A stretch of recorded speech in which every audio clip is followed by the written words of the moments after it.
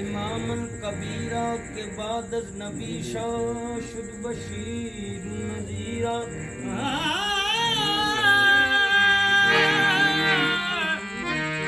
अली शाह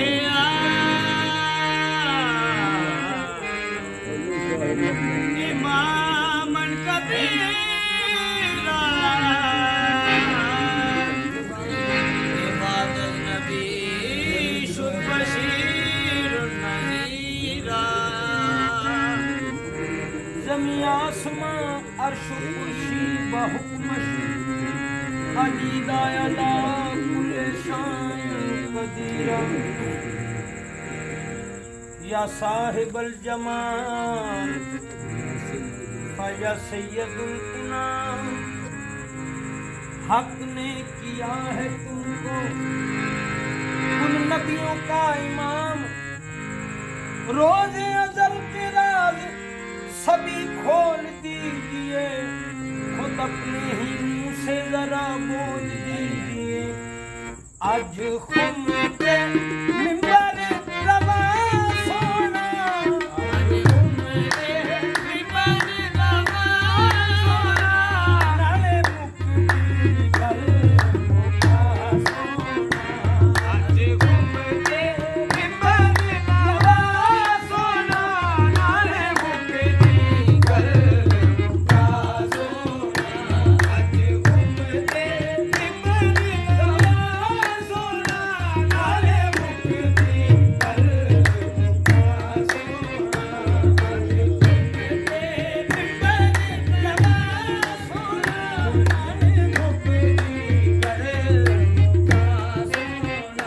खुदा के राज रसालत आप समझे हैं खुदा के राज रसालत आप समझे हैं नबी के सिर पे खफी भूत आप समझे हैं नबी के सिर पे भूत आप समझे हैं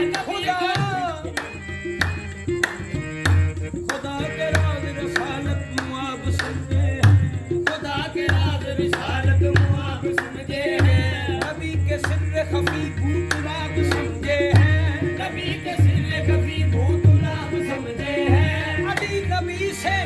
नबी अली से ये ऐन हक है हम इस हदीस को उम्मल किताब समझे हैं मिंबर लवा सोना नाले मुक्ति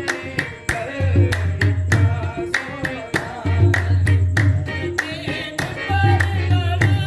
सोना नाले मुक्ति करे मुका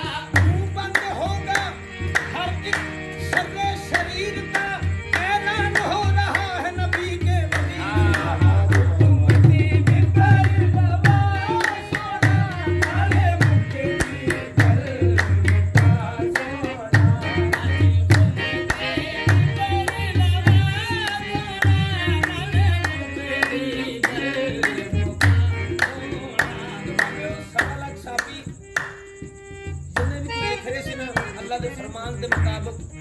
सरकारे अम्बिया सारे ने बुलाया बल्कि अल्लाह फरमाया कि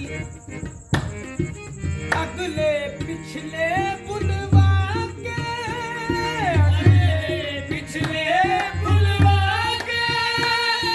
बुल मजमा सामने लाके अगले पिछले बुलवा के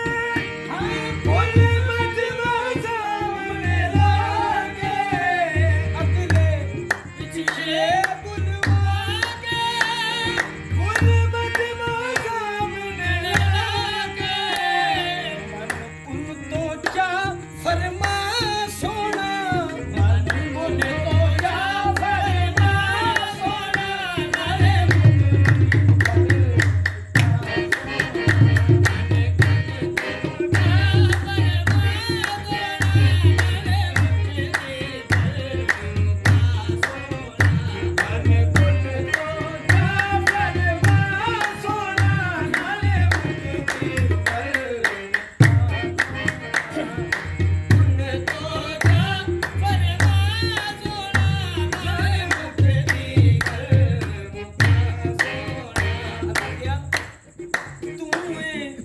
जगदाम